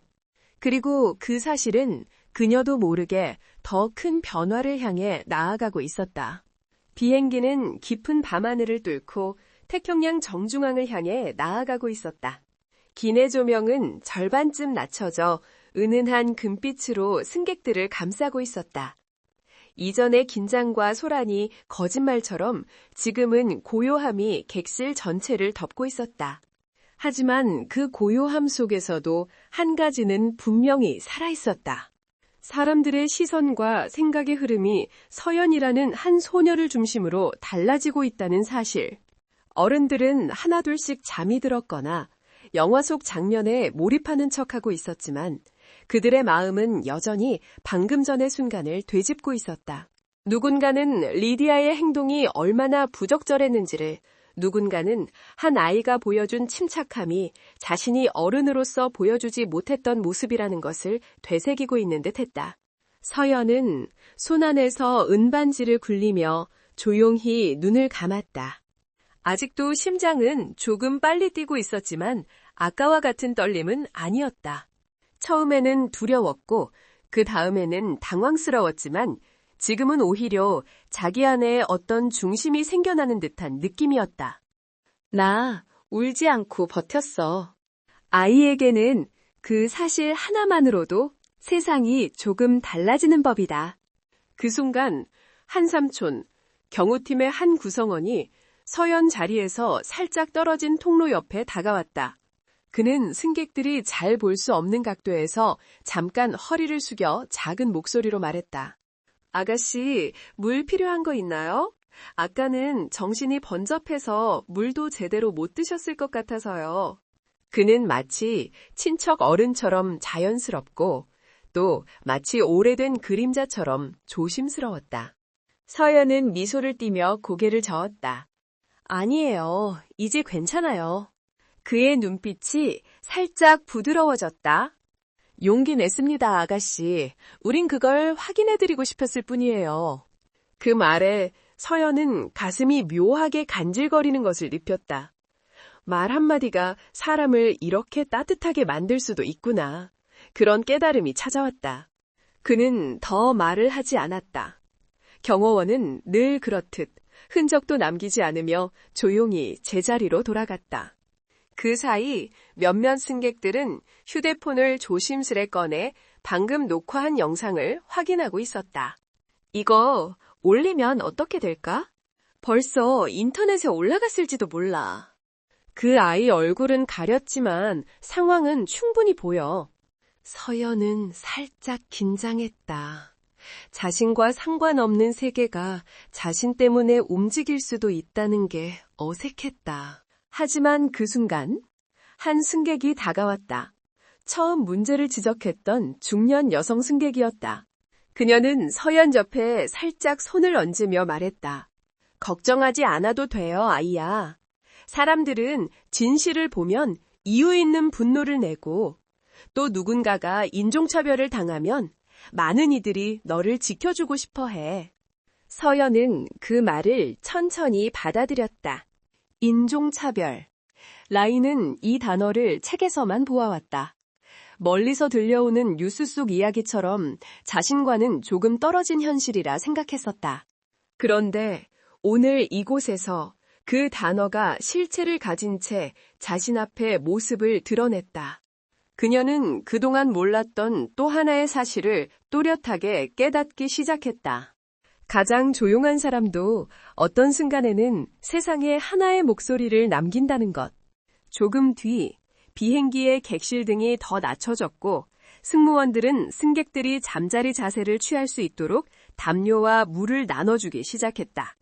그리고 뒤쪽에서 다시 책임 승무원이 나타났다. 이번에는 서연에게 다가와 작게 속삭였다. 승객님, 혹시 원하신다면 비행 도중에 조용히 머리를 식힐 수 있는 프라이빗 라운지가 있습니다. 원래는 장거리 비행 VIP 전용 공간이지만 오늘은 필요한 분께 우선권을 드리고 싶네요. 그 말은 뜻밖의 배려였다. 서연은 잠시 고민하다 고개를 저었다. 여기서 괜찮아요. 저 때문에 다른 승객이 불편할 수도 있잖아요. 책임 승무원은 조금 놀란 듯 서연을 바라보다 작게 미소 지었다. 그런 생각을 하는 것 자체가 어른보다 더 어른스럽군요. 그는 고개를 숙여 인사한 뒤 조용히 자리를 떠났다. 한편 기내 앞쪽에서는 승무원들끼리 조용히 논의가 오가고 있었다. 팀장님, 이미 승객들 상당수가 녹화를 했고 일부는 업로드한 것 같습니다. 벌써요? 예, 소셜미디어에서 비슷한 시간대 게시물들이 감지되고 있습니다. 리디아 이름은 아직 언급되지 않았지만 백인 승무원, 아시아 어린 승객이라는 표현이 책임 승무원은 이마를 짚으며 한숨을 내쉬었다. 상황이 생각보다 빨리 커지고 있군요. 착륙하자마자 회사 쪽 위기 대응팀에 바로 연결해야겠습니다. 승무원들은 불편한 기색으로 서로 눈을 마주 보았다. 누군가는 조용히 말했다. 저 아이 불안해하지 않으면 좋겠네요. 책임 승무원은 강하게 고개를 저었다. 오늘 이 상황으로 책임져야 할 사람은 그 아이가 아니에요. 한편 비즈니스석과 이코노미석 쪽에서도 소식은 빠르게 퍼지고 있었다. 퍼스트 클래스와 분리된 공간임에도 누군가 올린 영상이 비행기 내부 와이파이를 통해 순식간에 승객들 사이로 확산되었다. 특히 이코노미석에서는 영상 몇 초만으로도 충분히 상황을 이해한 사람들이 많았다. 헐, 저 아이 완전 당했네. 저 승무원 표정부터 싸가지가 없네. 저렇게 어린애한테 왜 저래? 조용히 휴대폰을 보던 젊은 여성 승객은 숨을 들이키며 말했다. 와, 저 아이 표정 봐. 울지 않으려고 턱이 딱 굳어있네. 누군가가 대답했다. 근데도 예의는 지키더라. 진짜 멋있다. 영상 속에서 서연이 떨리는 목소리로 했던 말, 제가 뭘 그렇게 잘못했나요? 라는 문장은 사람들의 마음을 조용히 울렸다. 경호팀은 기내 소란이 다시 일어날 가능성에 대비해 자리를 벗어나지 않은 채 각자의 위치에서 경계를 유지했다. 하지만 그들의 표정은 더 이상 날선 긴장을 품고 있지 않았다. 그들은 알고 있었다. 서연이가 자신의 방식으로 상황을 바꾸어냈다는 것을. 밖에서의 힘이 아니라 안에서의 힘으로. 삼촌 중 한 명이 아주 작은 목소리로 속삭였다. 저 작은 분이 이렇게 사람이 단단할 줄은 몰랐지. 또 다른 삼촌이 대답했다. 해원 왕조 피는 숨기고 살아도 흐르는 법이지요. 그 말에는 조금도 과장이 없었다. 몇 시간 뒤 비행기는 새벽의 어둠을 조금씩 벗기며 에메론시티 방향으로 접근하고 있었다. 기내 방송은 도착 예정 시간을 알렸고 승객들은 하나 둘씩 깨어났다. 잠든 동안 짧게 잊고 있었던 불편한 감정들이 일부 승객들 머릿속에 다시 떠올랐지만 대부분은 오늘 일은 반드시 문제제기가 되어야 한다는 공감으로 이어졌다. 서연도 눈을 떴다. 짧은 잠이었지만 머리가 묵직했다. 꿈에서도 리디아의 표정이 잠깐 스쳐 지나간 것 같았다. 경호팀 리더는 그녀가 잠에서 깨자 부드럽게 고개를 끄덕이며 말했다. 조금만 더 있으면 도착합니다, 아가씨. 그 말은 하늘을 건넌 긴 싸움이 이제 끝난다는 합도처럼 느껴졌다. 하지만 서연은 본능적으로 알고 있었다.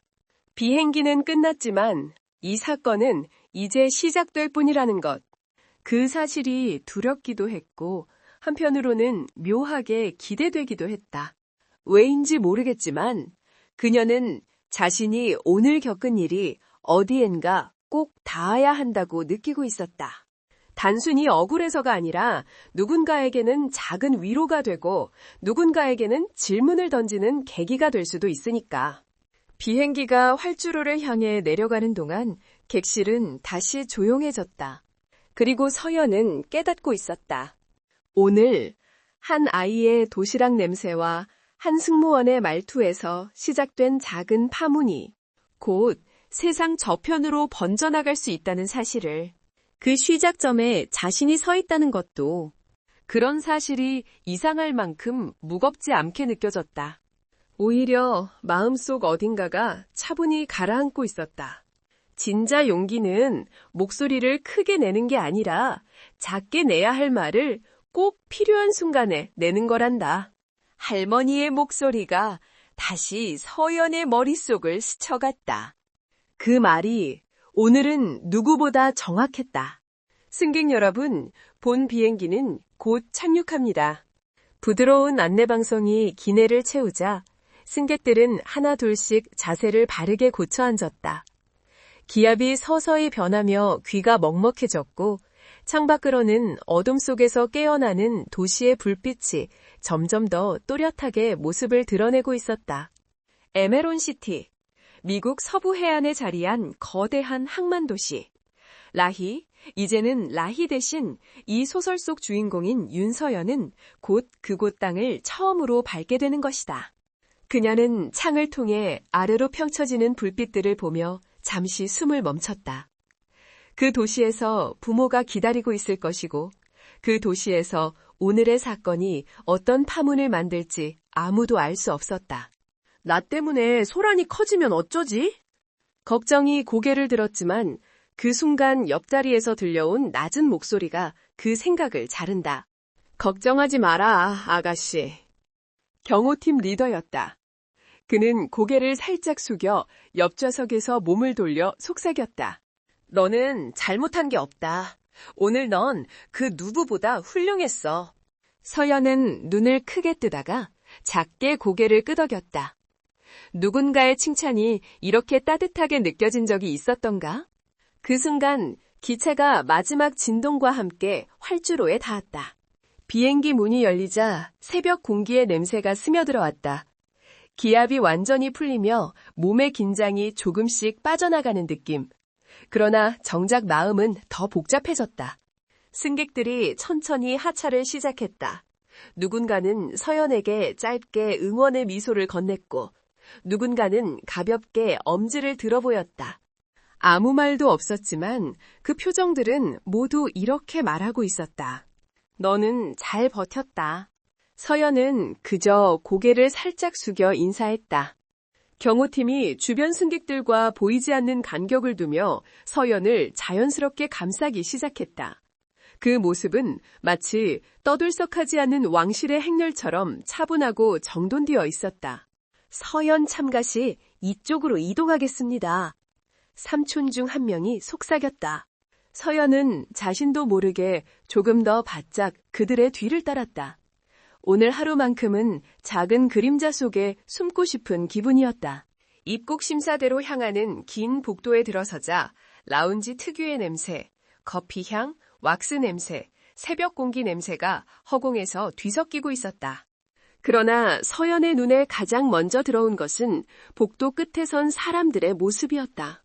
카메라, 삼각대, 마이크, 방송사 로고가 새겨진 장비들, 언론이었다.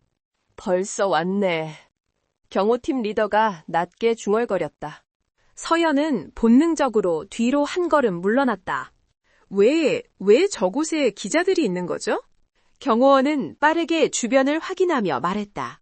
기내에서 촬영된 영상이 벌써 온라인에 퍼졌습니다. 아마 그걸 본 언론사들이 당신이 타고 있는 항공편을 파악한 모양입니다. 서연의 가슴이 콕 하고 아팠다. 그녀는 유명해지고 싶었던 적이 단 한 번도 없다. 특히 이런 방식으로는. 그래도 일부러 가까이 오지 못하도록 막아놓았습니다. 그들은 당신의 얼굴도 모르고 이름도 모릅니다. 접근도 어렵도록 통로를 제한해 두었어요. 경호팀 리더는 짧게 턱을 들어 보이며 말했다. 두려워할 필요 없습니다.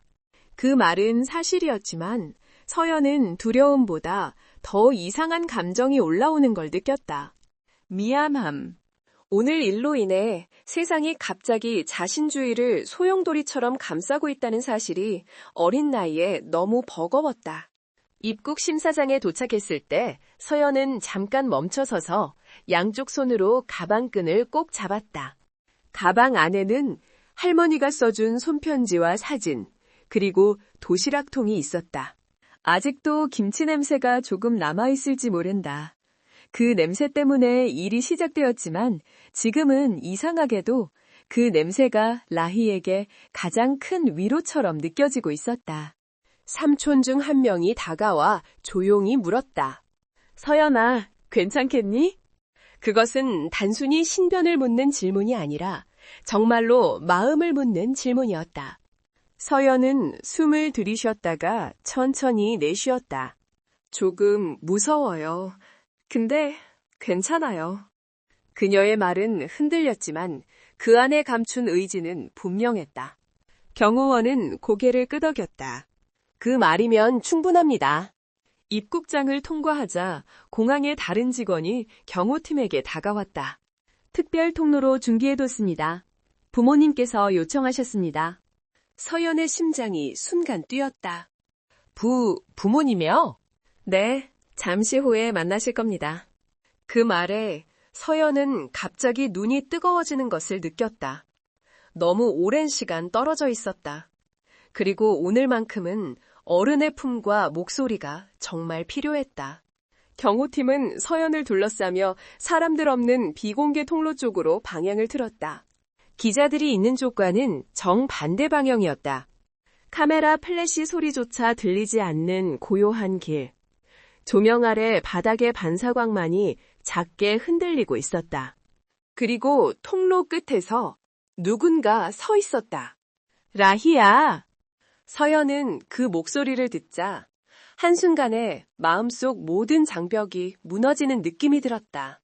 아니, 서연이 아니라 라희라고 불렸을 때 자신이 다시 아이가 되는 듯한 기분.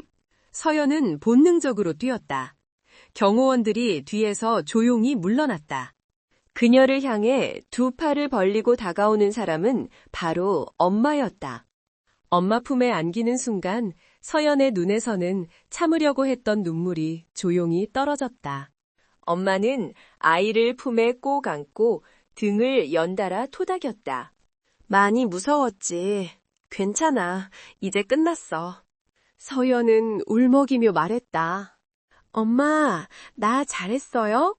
엄마는 아이를 더 힘있게 안으며 귓가에 속삭였다. 너무나 잘했어. 정말 너무 잘했어, 우리 라희.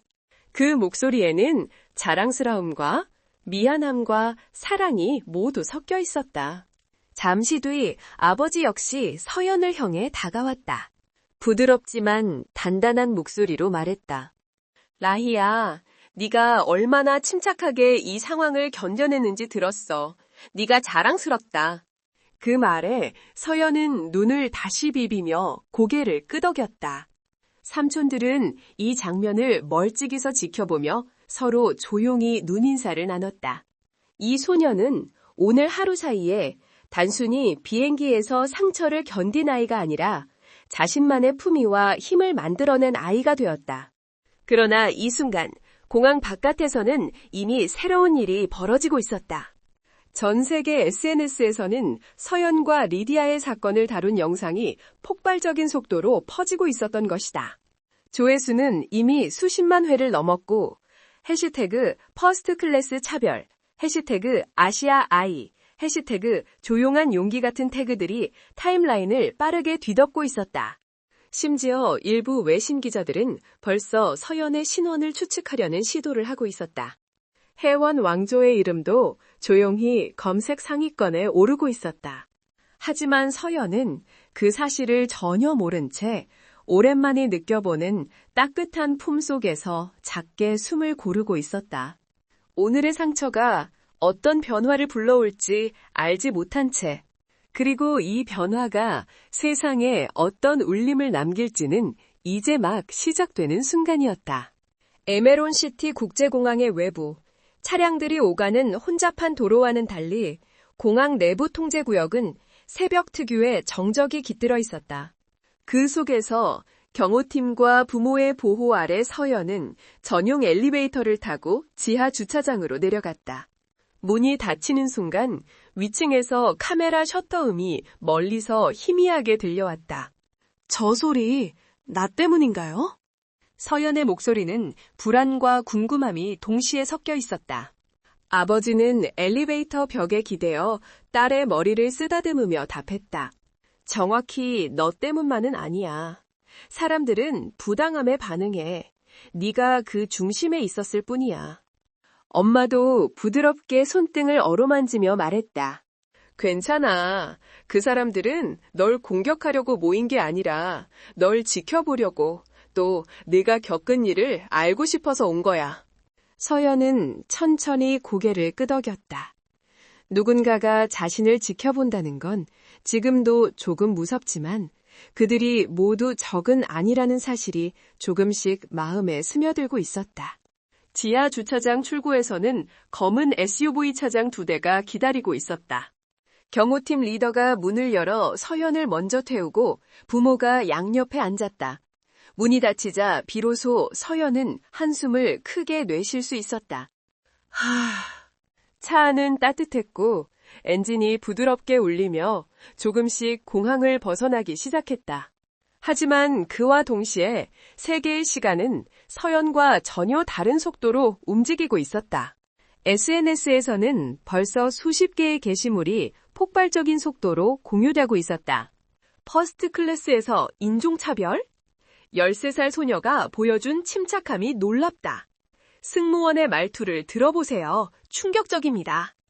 해외 커뮤니티에서도 영상이 번역되기 시작했고 몇몇 유명 기자들은 사건 경위를 아는 사람 제보 바람이라는 글을 올렸다. 그러나 정작 당사자인 서연은 그 사실을 전혀 알지 못했다.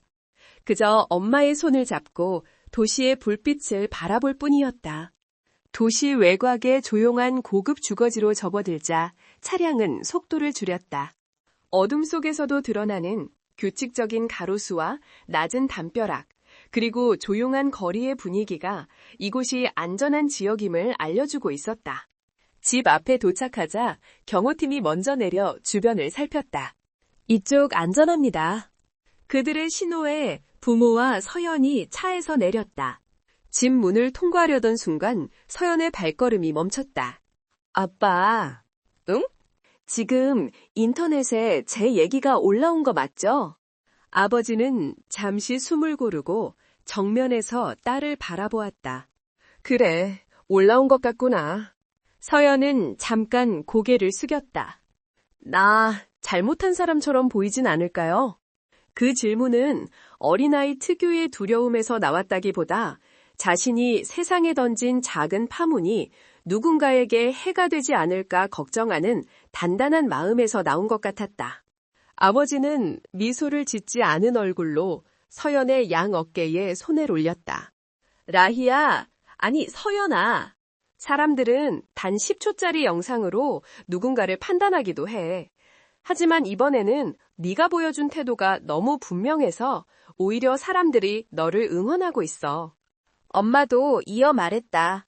네가 화를 낼 수도 있었는데 그러지 않았잖아. 그게 사람들에게 더 큰 울림을 줬어. 서연은 조금 더 안심된 듯 고개를 끄덕였다. 네가 보여준 건 피해자의 모습이 아니라 품격 있는 사람의 모습이야. 그걸 사람들이 알아보고 있다고 엄마는 그렇게 생각해. 그 말에 서연은 속으로 작게 숨을 들이쉬었다. 할머니가 늘 말하던 문장이 떠오른다. 품격이란 건 사람들이 몰라줘도 지켜야 하지만 누군가 알아봐준다면 더 큰 의미가 된다. 그 문장이 방금 엄마의 입을 통해 현실이 된 것 같았다. 집 안으로 들어오자 따뜻한 오렌지빛 조명이 서연의 긴장된 마음을 천천히 녹여내렸다. 손을 씻고 따뜻한 수건으로 얼굴을 닦고 엄마가 준비해준 미음을 몇 숟가락 먹자 몸이 조금씩 무거워지기 시작했다. 하지만 정신은 오히려 또렷했다. 오늘 하루 있었던 모든 일이 머릿속에서 여전히 빠르게 돌아가고 있었다. 그때 현관에서 벨소리가 은은하게 울렸다. 딸깍. 경호원 한 명이 문을 열자 검은 모자를 눌러 쓴 여성이 있었다. 작지만 또렷한 눈, 노트북 가방을 메고 있는 모습, 그리고 손에 들린 회사 명함. 죄송하지만 잠시 뵐 수 있을까요? 경호원은 즉시 경계했다. 누구십니까? 여성은 명함을 내밀었다. 에밀리 로버츠, 사회문제 전문 논픽션 작가. 그녀는 살짝 긴장한 표정으로 말했다. 오늘 비행기에서 그 아이를 직접 보았던 승객입니다. 제가 이 가족께 전하고 싶은 말이 있어 이렇게 조심스럽게 찾아왔습니다. 경호팀 리더가 가볍게 턱을 긁었다. 단순한 언론 기자와는 어딘가 다른 분위기였다. 그리고 바로 그 순간 서연이 거실에서 고개를 내밀었다.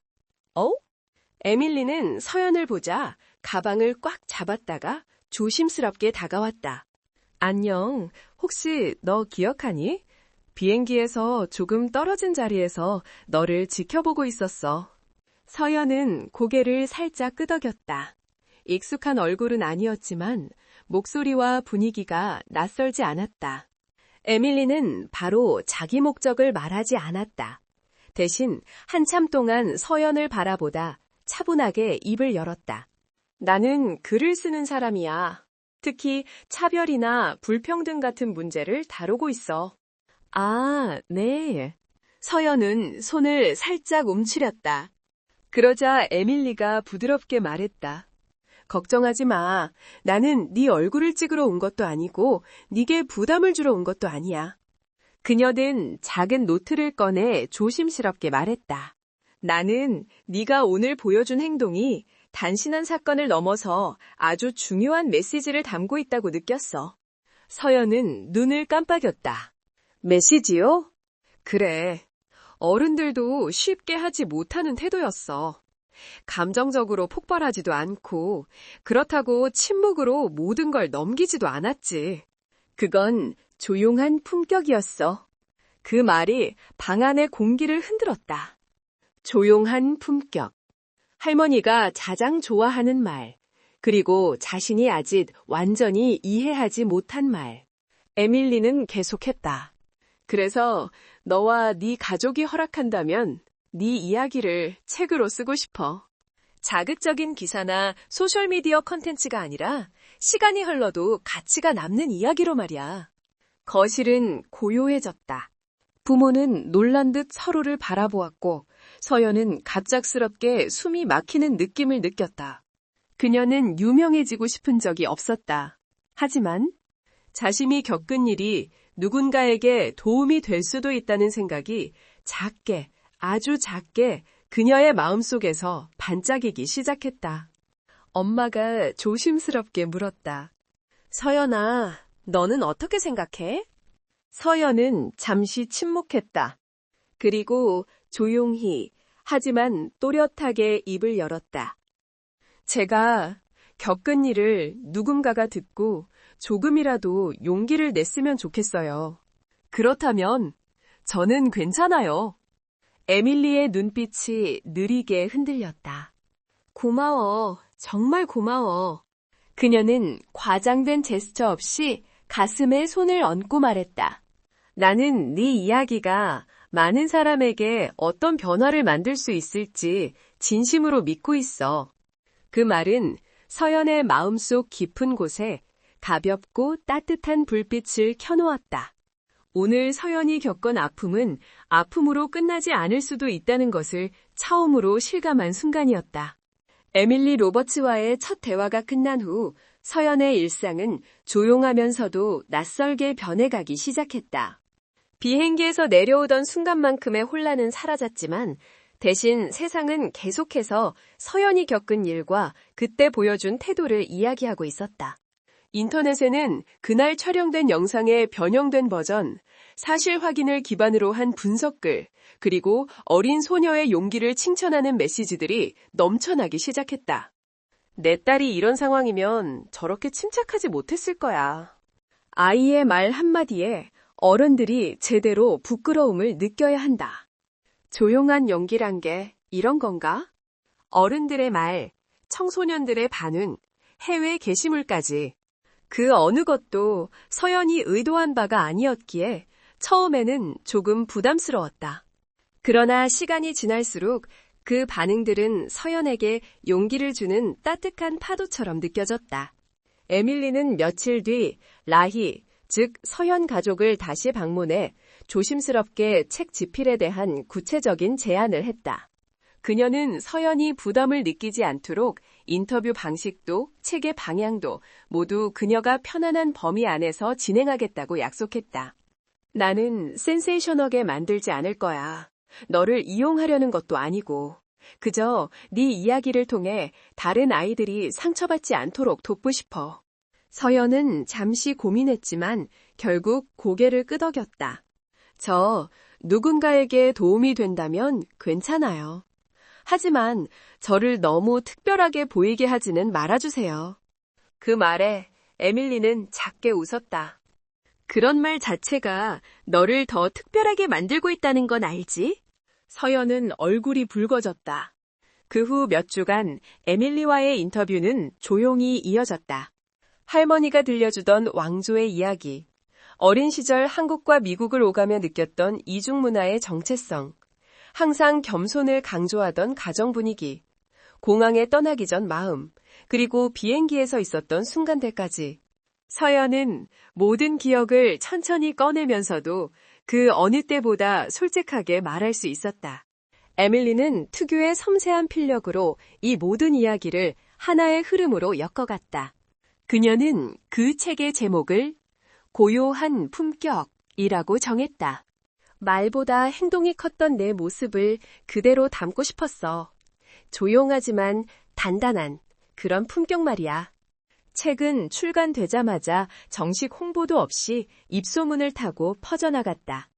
책을 읽은 많은 사람들은 격한 분노나 복수가 아니라 강요된 용기가 아니라 어린 소녀가 보여준 아주 작은 그러나 흔들림 없는 존엄에 깊은 감동을 받았다. 읽은 이들은 이 책을 성찰의 거울이라고 불렀다. 그리고 시간이 지나 서연은 다시 한번 비행기를 타게 되었다. 이번에는 부모와 함께 한국에 계신 할머니를 만나러 가는 길이었다. 미국에서의 소동이 어느 정도 가라앉고 난 뒤였지만 책의 인기는 계속되고 있었고 많은 교육기관에서 차별에 관한 수업 자료로 책을 요청하기도 했다. 하지만 서연은 그런 일련의 변화들이 자기 삶을 특별하게 만든다고 느끼지는 않았다. 오히려 그 어느 때보다 평범한 마음으로 비행기 좌석에 몸을 기댔다.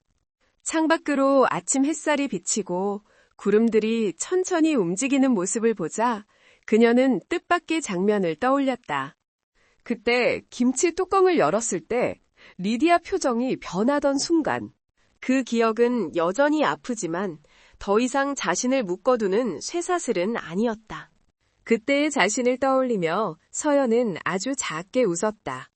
그때는 작았다. 하지만 지금은 그 작은 자신이 세상에 질문 하나를 던졌다는 걸 알고 있었다.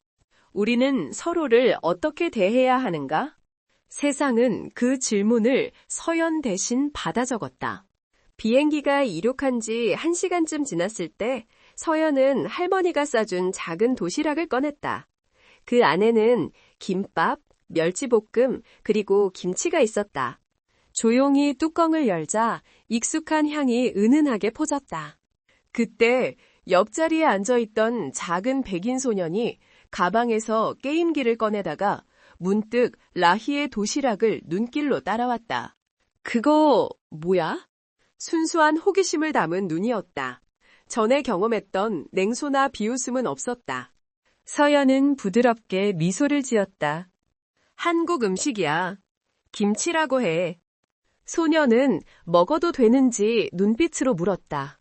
서연은 고개를 끄덕였다. 먹어볼래? 소녀는 겁도 없이 작은 손으로 김치 한 조각을 받아들고 신중하게 입에 넣었다. 그리고 잠시 후, 맛있다. 소년의 눈이 반짝하며 커졌다. 뒤늦게 깨달은 엄마가 미안한 듯 웃으며 말했다. 괜찮은 거니? 우리 아이가 너무 덥석 받아먹어서. 서연은 자연스럽게 손을 흔들었다. 정말 괜찮아요. 그 작은 순간은 그녀에게 중요한 의미로 남았다. 예전이었다면 김치향 때문에 누군가 얼굴을 찡그릴까 조마조마했을 텐데 이제는 누군가와 나누는 작은 친절이 되었다. 조금 전의 장면으로 인해 뒤쪽 승객 몇 명도 조용히 웃음을 지었다. 누군가는 말했다. 김치가 그렇게 맛있나 보네. 누군가는 말했다. 한 번쯤은 먹어봐야겠다. 그리고 승무원 중 한 명은 부드럽게 다가와 물었다. 저 김치에 대해 좀 알려줄 수 있을까요? 저도 한국 친구가 많아서 항상 궁금했거든요. 서연은 고개를 끄덕이며 설명했다. 김치가 왜 발효되는지, 어떤 재료를 쓰는지, 한국에서 어떤 의미를 가지는지 설명하는 동안 서연의 목소리는 한 번도 흔들리지 않았다. 그녀는 조용히 깨닫고 있었다. 오늘 이 장면은 과거의 아픈 기억과 새로운 미래를 이어주는 다리와 같다는 것을. 비행기는 다시 태평양을 건넜다. 그러나 이번에는 서연의 마음이 더 가볍고 따뜻했다. 창밖을 보며 서연은 손바닥 속 은반지를 만졌다. 할머니한테 말해줘야겠다. 나 이제 괜찮다고. 그리고 속으로 덧붙였다. 그리고 그때 울지 않은 나를 조금은 칭찬해줘도 되겠지? 비행기는 구름을 뚫고 밝은 빛 속으로 나아갔다. 그 빛 속에서 서연은 아주 조용하게 하지만 확실하게 미소 지었다. 진짜 품격은 다른 사람을 굴복시키는 것이 아니라 사람들의 마음을 바꾸는 작은 용기라는 것을 그녀는 이제 누구보다 잘 알고 있었다.